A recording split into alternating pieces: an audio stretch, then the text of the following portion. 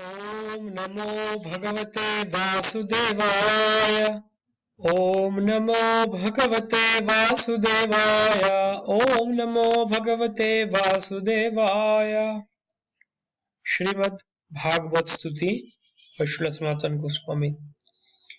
Sarva Shastrabdhi Piyusha Sarva Vedaika Satphala Sarva Siddhanta Ratnadhya Sarva Lokeka Drikprada Sarva Bhagavata Prana Srimad Bhagavata Prabho Kalidhvantodita Aditya Sri Krishna Parivartita Paramananda Pathaya Prema Varshaksharayate Sarvada Sarvasevyaya Shri Krishnayo Namastume मदेको बंधो मत्संगीन मद्गुरो मन महाधन मन्निस्तारक मद्भाग्य मदानंद नमस्तुते असाधु साधु तो ध्यायिन अति नीचोच्चताकर हार मुंच कदाचिन माम प्रेम नारित कंठयो स्फुरा हरे Krishna Krishna Krishna Hare Hare Hare Ram Ram Ram Hare Hare. Hare Krishna. So we welcome all of you again to Bhagavad Vicara on behalf of Mayapur Institute. So today we are going to discuss the chapter summary of Srimad Bhagavatam first canto, chapter 12, chapter titled Birth of Emperor Parikshit.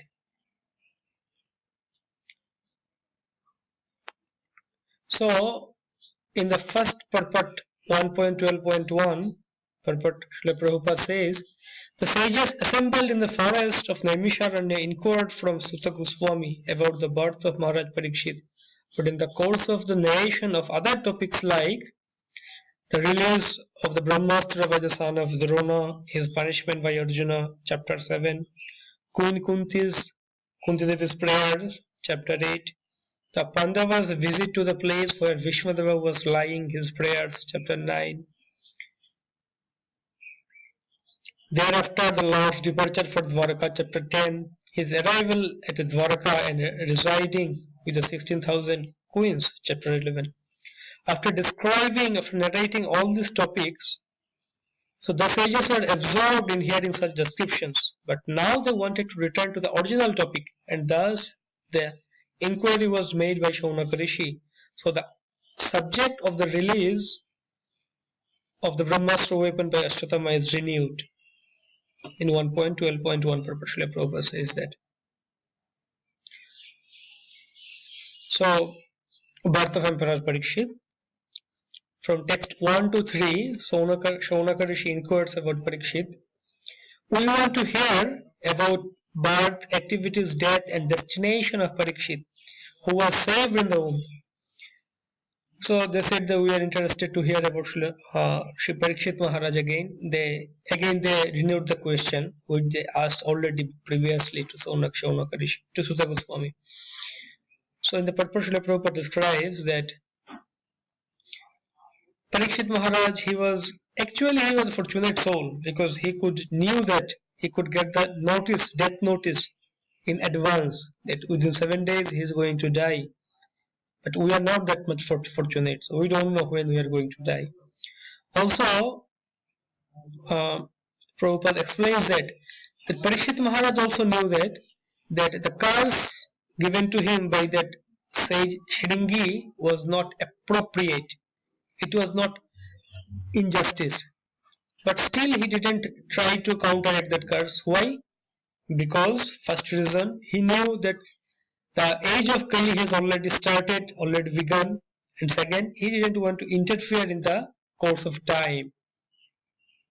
So thus they asked the question that please describe to us about his birth, his activities, and what destination did he achieve after his death. And then from text 4 to 6, Suta Goswami describes to them about the exemplary rule of Yudhishthira Maharaj, his qualities, his opulence and detachment of Yudhishthira Maharaj.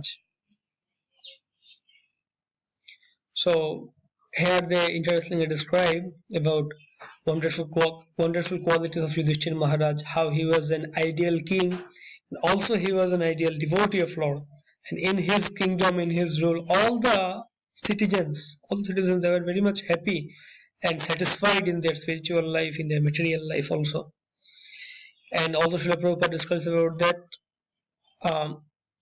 the whole material world is filled with hungry living entities, the hunger of the jivas. Everybody is hungry. Everybody has the hunger. So what is that hunger? So everybody, Srila Prabhupada says that we misidentify this hunger. We think that this hunger is for some material object, but actually this hunger is not for some material object. This hunger is for spiritual object, the spiritual satisfaction. And therefore this hunger can be only be satisfied by getting the spiritual nectar. So after that, from text 7 to 11, Sudha Goswami describes that Lord Krishna protects child Parikshit in the womb. How Supreme Personality of Godhead, Shri Krishna, he protected the child Parikshit in the womb of his mother. 7 to 9 describes that vision of Lord's feature in the womb. Wonderful description of the Lord's wonderful form as seen by Parikshit Maharaj in his mother's home was described there. Angushtam atrumamalam sfurat maulilam apibba darshanam shyamam tarid vasasam achyutam. How the Lord's wonderful dress, tarid vasasam achyutam, and his what was the length of it, what was his size, and how he was looking, what was his weapon, all these things was wonderfully described there. And then from 10 and 11 sloka, he describes that the Supreme Lord counteracts the heat of Brahmastra and disappears.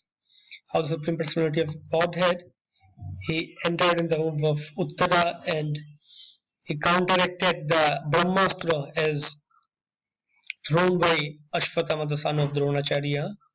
And after that, the Lord, Supreme Personality of Godhead, disappears from there. And then from text 12 to 15, Sudha Goswami describes the ceremonies during the birth of Parikshit Maharaj. When Parikshit Maharaj took birth in the very auspicious moment, what all happened that time, what all ceremonies were performed there. So he was born in a very auspicious moment. Srila Prabhupada said that when the Supreme Personality of Godhead or his devotees, they appear in this material world, then all the stars and all the planets, they adjust that position in such a way that this time is the best time. This is the most auspicious moment. And that is called Jayanti. Srila Prabhupada said that this word Jayanti should not be misused with any other ordinary living being about their birth or their birth anniversary. And then from 13 to 15, he describes that Yudhishthira Maharaj performed birth rites and gave charity to the Brahmanas, how Yudhishthira Maharaj did the birth rites or different samskaras, janma samskaras. Srila Prabhupada said that these samskaras, the purpose of these samskaras are that they are for spiritual advancement, not for any other cause, not for any other reason. And Yudhishthira Maharaj gave charity to the fit persons, the best persons there. So Prabhupada explains that who is the fit person to accept charity, who is the most qualified persons. So this is not like in scriptures nowhere it is mentioned that there are Daridra Narayanas, the poor people, the poor Narayanas, they are qualified to accept charity. No, those persons who are fit or qualified with spiritual qualities, spiritual advancement, spiritually advanced personalities, they are fit to accept charity. And then from text 16 to 29, Sudha Goswami describes that how the Brahmanas predicted the Parikshit's future qualities, how wonderful qualities he will exhibit in his future pastimes.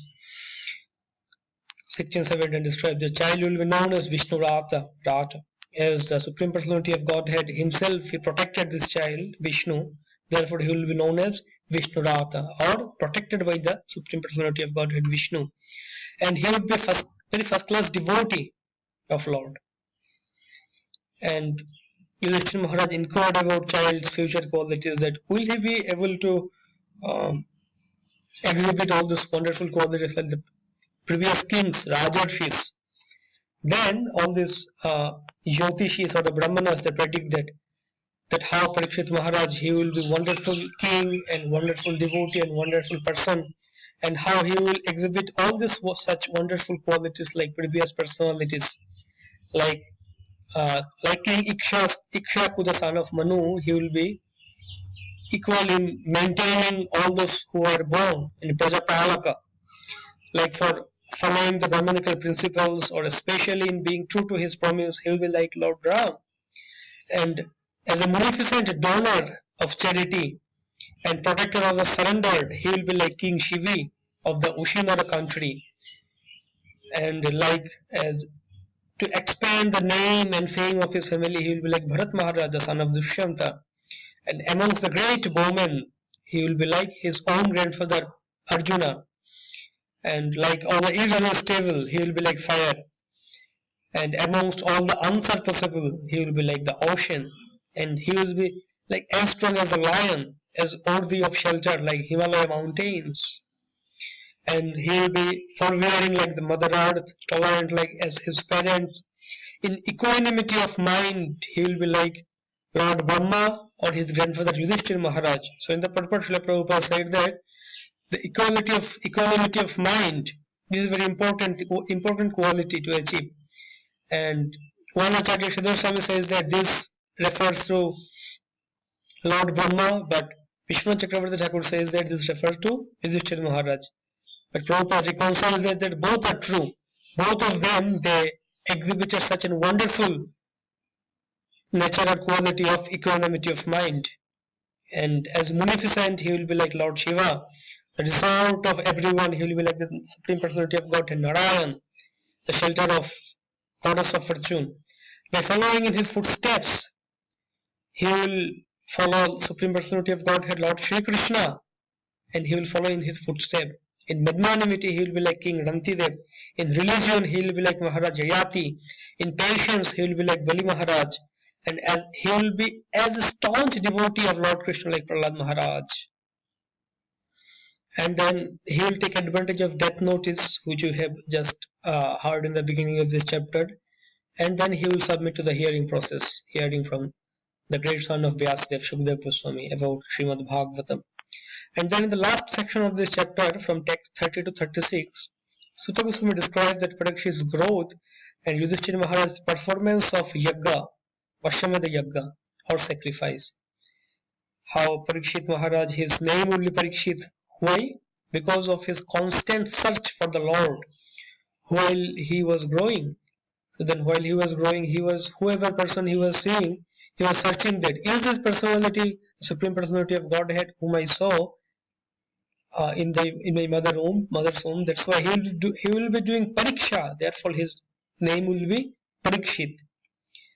And after that, Yudhishthira Maharaj, he wanted to perform horse sacrifice, Ashwamedha Yagga, because he was thinking that he acquired lots of sinful reactions from the war of Battle of Kurukshetra. So he wanted to atone for that.